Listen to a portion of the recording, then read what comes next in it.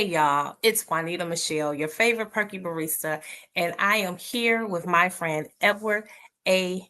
Dixon, better known as Ed Dixon, to us who love him. We are taping the Broken Entrepreneur podcast, and we've got a new format. So this year, we are coming to you each week, and we will be posting new episodes every Wednesday on our YouTube channel. So make sure you are subscribed to the Broken Entrepreneur podcast so that you can stay up when those videos hit. This afternoon, my friend Ed Dixon is joining us. He's joining us to tell us all about his wonderful experiences and his journey in entrepreneurship. So I'm going to bring Edward on. So, Oh, hey there, Ed, there I am. Hey, how are you? all right, I'm good. That's a lot of weeks. Every Wednesday. That's you're gonna be busy. Every Wednesday. It's going to be insane. That Mm, means I'm going to have like like 50, everybody. Yeah, 50 everybody. episodes. You Yeah. might have to come back. I don't know 50 people. Yeah, you do. Yeah, you do. I'm like, I don't know where these people are going to come from. I don't know 50 people. Yeah. You'd be good. You'd be all right. Yes. So, Edward, I just wanted to let you guys know, you and our broken entrepreneur family, that we talk about broken entrepreneurship or broken entrepreneur. Well, I keep saying entrepreneurship. We talk about being a broken entrepreneur. It's not celebrating the fact that something is broke and it stays that way. It is celebrating the fact that you acknowledge that there's something wrong and you have the perseverance to go and fix it. We fix it so that we can build sustainable businesses, so that we can have money. We can build legacies and all that other good stuff. So, welcome again to the Broken Entrepreneur podcast. And tell us, Ed, what makes you an entrepreneur? What makes me well, um over the last I don't know, 20 years at least, I guess I've been uh solely an entrepreneur. Um, I think I left my last 9 to 5 job in 2005. So since Okay. then, yeah, I've been mixing it up. It always hasn't been the same thing.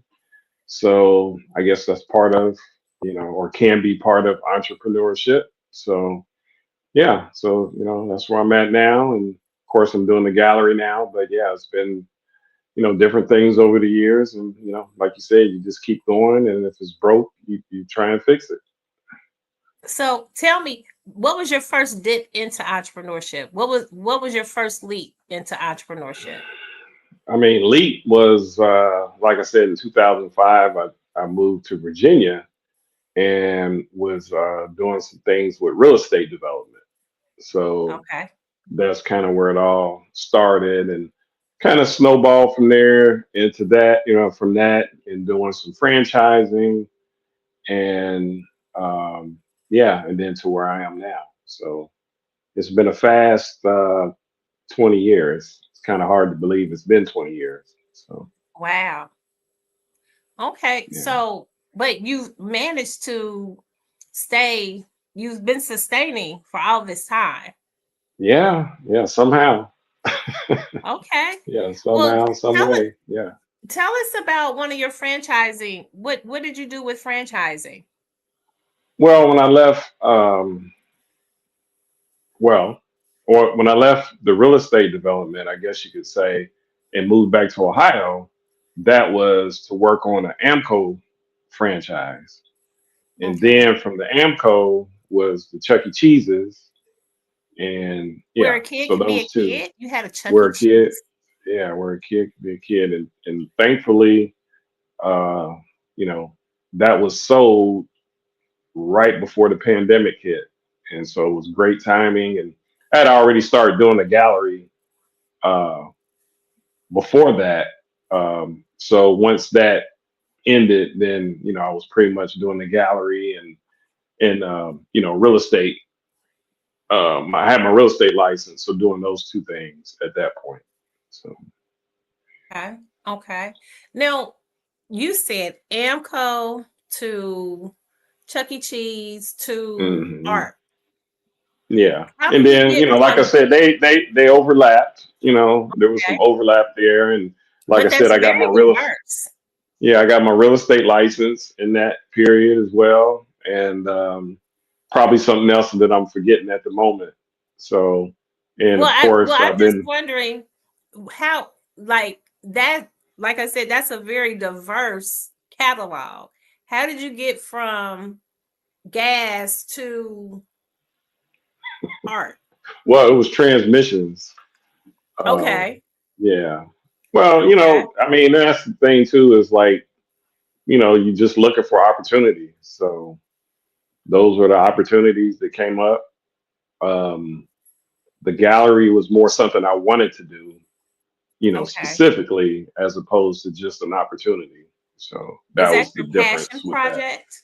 Yeah, I would say so. I mean, that's something that, I would like to do for as Okay. long as I can, as long as I'm able. You could be 80 years old and still, doing this if you're able, but I would still, yeah, like to do this in some form. Okay. So, what tell us about your gallery? Are you an artist yourself? You have local artists. Tell us about what happens inside the Edward A. Dixon Gallery.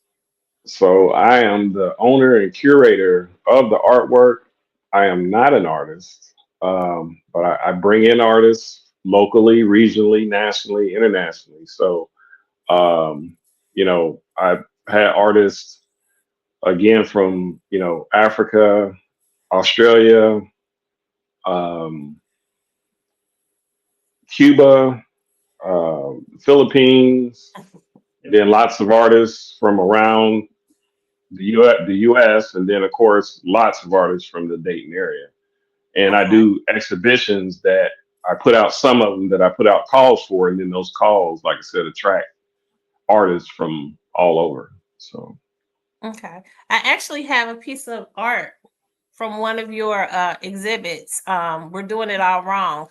Right here in hmm this corner. You can't see it, but yeah. I have So a yeah, piece that's from that yeah. exhibit. I remember that. I remember that, and this will be the fifth year for that exhibition. So, uh, yeah, I think that year, I think that might have been the first year. I It think when you was. got that piece. But yeah, You so were now still this over year, on Ludlow. yeah, and Mm-hmm. so yeah, in 2025, yeah, this will be the fifth year for that exhibition, and that exhibition, yeah, draws entries. I usually get around 200 or so from all over the United States. Really? Almost at this point, almost every state has had an artist that has exhibited in the gallery. I mean, in the exhibition. And last year there was only one artist that was from Ohio. All the rest of them were from outside of Ohio. It just worked out that Wow. way because it's a jury show. So, and it's a blind jury. So until it's over, we don't know even where these people are from. So it just worked out that way that that person from Dayton just happened to get into the show because we didn't know, as we were scoring, where Oh, these people that's were from. that's pretty dope. I didn't Yeah. realize now so I am a lover of art, in a very in various forms of art, but I'm not going to say I'm well versed in art. So I've never heard of a blind jury. I've heard of a jury hmm expedition, but never a hmm blind jury. How do you Yeah. how do Just you select that? yeah. Or I how mean, how does that happen? it's just that as jurors, which I'm usually one of the jurors for this exhibition, blind jury. Blind Okay. jury. So I'm gonna take a pause and then I'm gonna pick it up and answering that question. So a blind jury is just that the jurors, when they get the information, when they get all the images from the artist, they don't have any information to go along with it. They just may see the Mhm. title and that type of information, but not who it is or where they're from. So that's why until it was over. Now I technically could go in and look and see who these people are, but I don't do that. Okay. So, but until it's over, the jurors don't know who these people are and where they're from. So it's a surprise at the end. Okay. Well, And I so gotta say that I've also been a blind juror. hmm I've had an experience where I've judged in downtown where we have the covered meters, the hmm electric. I actually was a part of the first submission, like when they right, submitted for the first round. I voted yeah. on those. Now, So and locally, that's even more important in a way because is to kind of take some of the bias out and say, oh, this is such and such's piece. I like that person, or I don't but like I that knew person. there were certain Yeah, pieces that I was like, yeah, oh, this is so and so. I mean, I right. just And that knew, happens, right? And that yes, happens. You can't help but, I knew especially exactly who it locally. was. Yeah, Like especially one, locally. Yeah. exactly. One local, well, there's two local artists. Dave Scott has a hmm very distinct, Yes. his work is very distinct. And it's like, oh, that's Dave's piece. Like, and he's got representation in many spaces, especially in hmm West Dayton and downtown. And hmm it's like, oh, that's Dave's Yeah. piece. Yeah. And I Yeah. think I feel that way because the coffee house was like flooded with Dave's art so many hmm times. And Right. then Right. Aaron Smith from Central State, Mm-hmm. um, her portraits. What I can say the same about Marilyn. Like I hmm can recognize Marilyn's portraits that she Yeah, does. yeah. Like I said, it's a lot, and I see a lot of these artists. So when I do other juries for downtown Dayton partnership or Kettering or somebody, and we have these um, jury panels, even if it's a blind jury, yeah, I'm still going to recognize quite a bit of the artists, just from their style. But that is part of that's the intention though, is to try and take some of that, you know, Mm, bias out of okay. Okay. it. Yeah. So I would love to know in your journey of an entrepreneur, give us an example of a challenge that you had that you overcame. Well, I mean, it's almost nothing but challenges, but my biggest challenge was COVID.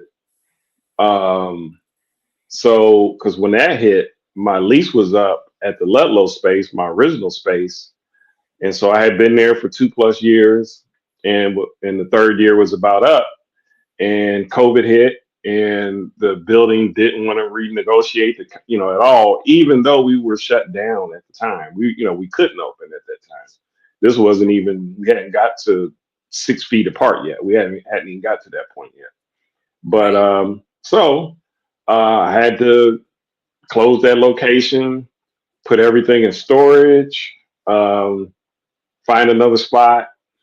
Finally found another spot that was smaller, which I had planned on being temporary, hoping that this whole thing would blow over.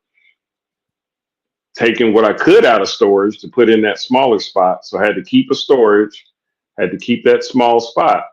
Eventually, COVID got better, and then I found my space that I'm in now, and then I had storage, the small space, and the new space. So I had those three things I had to manage, for a time, for at least probably about a year.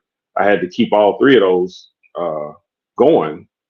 But I worked all that out in the end, found somebody to sublease um, the smaller space, and then was finally able to get everything out of storage. But you know, the amount of time, effort, money, and just physical work of doing all that moving was huge. So Uh-huh. thankfully, there was help at that time with these government grants and things like that. Because like I said, we were literally shut down, and you know trying to figure out ways to get more involved online and all that kind of stuff. But it's nothing like having that storefront. So yeah, I was closed probably 3 or 4 months of that year. Um, and then even when things were open, it was still 6 feet apart. People were barely coming out. So that whole year was a struggle. So that was a big one. Mm-hmm. So everything after I that agree. was, anything that came after that was a lot easier to handle after that year. So Okay. How yeah, successful were you at navigating online sales or just having an online presence for the gallery? it's just getting better.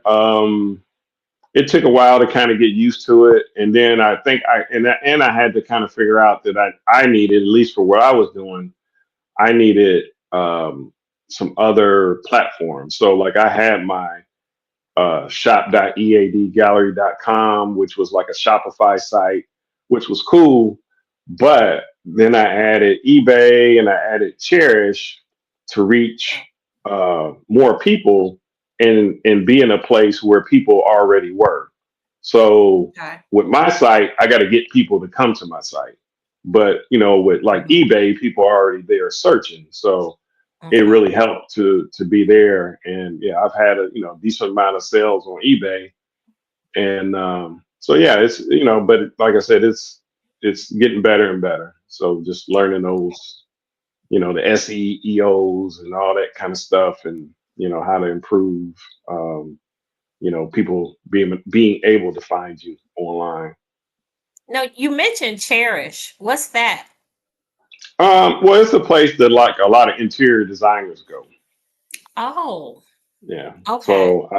So I put things on there for, and a lot of stuff that I put on eBay and I put on Cherish are one things that are not physically present in the gallery, and Mm-hmm. also things that I might not even put in the gallery because they may be more antique or whatever it is, but they're things I can put on there and sell, because I've even sold sports stuff on my eBay page. But yeah, I can just put any type uh, of artwork or antique or whatever it is on eBay, and there's somebody out there looking for it. So it's a Okay. good chance that they're gonna find it on there. And while Okay. I'm still trying to drive traffic to my own site. Okay. I was Yeah. I was having a conversation. It was more like a debate with someone here recently who was talking about creating a website and yada yada yada. And my question was, what's going to drive people to your website? Hmm. Because it's a labor to put it together, Hmm. and there's maintenancing of the website. Uh, but what more importantly, my question was, what's driving people to your website? And so, what do you think about having or maintaining websites in today's world versus Yeah. the I stronger use of social media? Yeah, I mean, I think it's still one of those things that, people still look for that. If they think you're a legitimate business, they kind of expect you to have a website.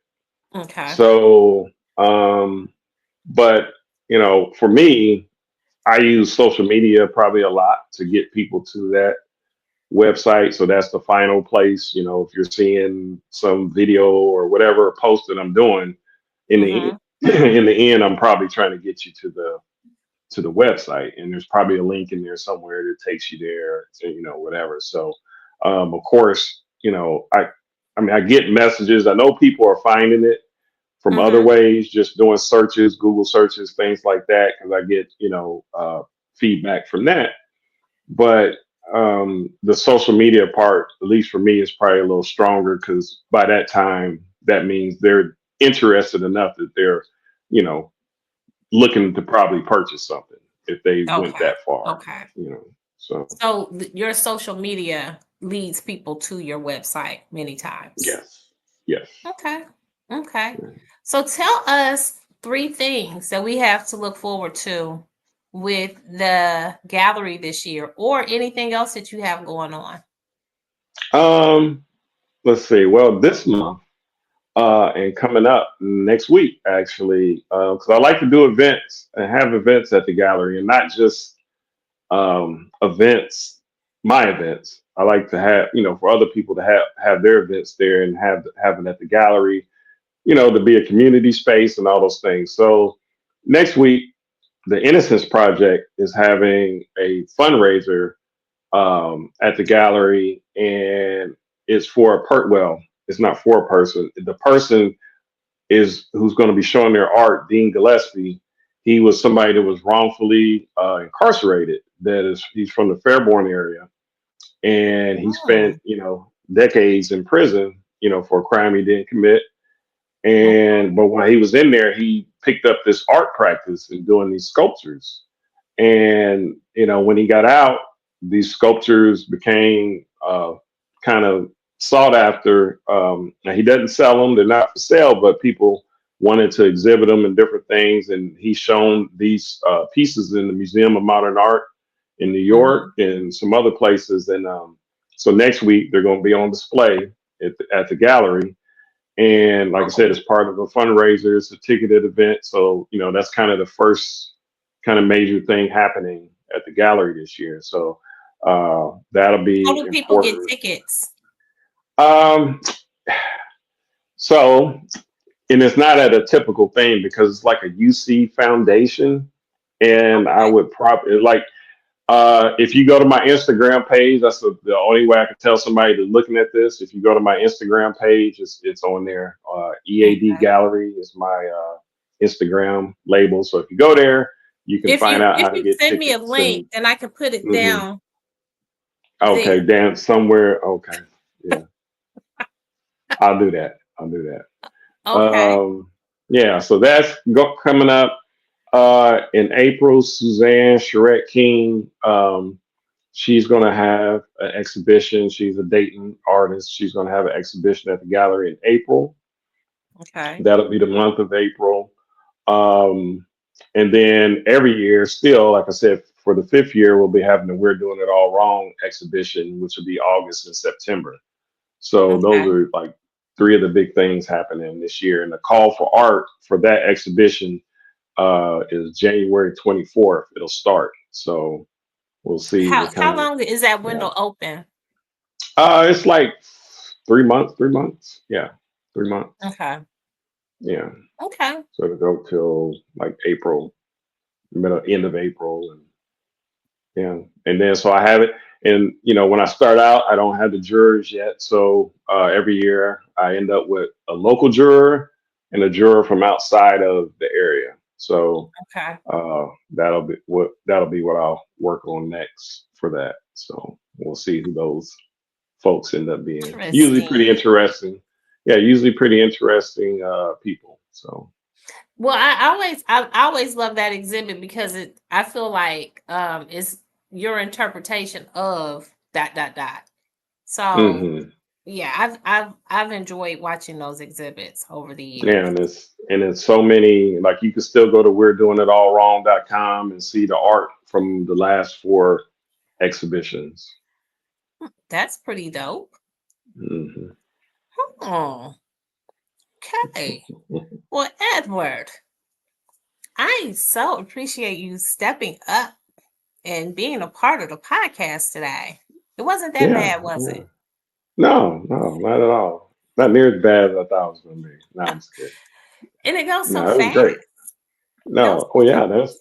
that's And quick. Yeah, since I have to do this maybe like 40 some odd times more, we'll probably come yeah, back and talk to you again when we get close to the We're Doing It All Wrong exhibit. yeah. And it's probably good that, if you do, I don't know how long this was because time flies, but if you're doing 15, 20, because if you're doing these every week, I don't, you don't need to do the 2 hour, podcast, if you're doing this every week. So, you So still got to what have a I've life. learned, So, from just my own personal data and hmm watching what people are willing to view, there are the percentages of people who see the podcast for its own duration.